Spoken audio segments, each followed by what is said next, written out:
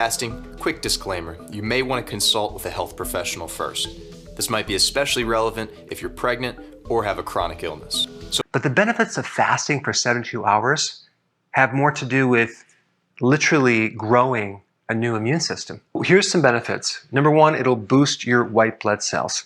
But that includes the macrophages and the neutrophils, which are phagocytes. So they clean up debris. They also kill off viruses and bacteria using different chemicals, and they basically go around and eat different pathogens. And then we have the enhancement of the T cells, but especially the T regulatory cell.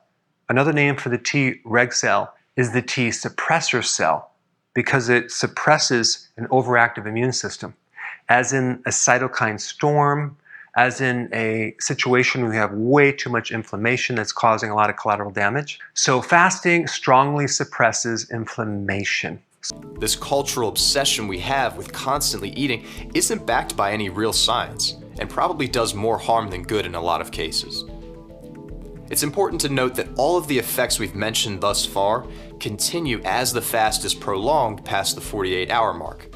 Also, fasting will help enhance the weapons from the white blood cells, so that way they can fight stronger, because there's nothing worse than sending out an army without their weaponry. So if you want to enhance your immune system, you definitely want to start doing periodic prolonged fasting.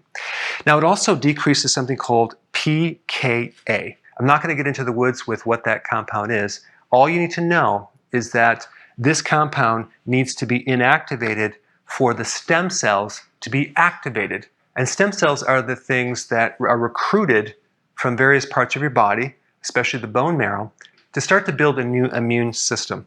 And last but not least, fasting kills old and damaged white blood cells through a mechanism called autophagy. So when you fast, you turn on this mechanism, and it goes after all the white blood cells that are inefficient, that aren't working, that are taking up space, and it actually cleans all those up so you can create space for the new white blood cells. Now, for example, most researchers agree that the fat-burning effects of fasting peak between 12 and 16 hours.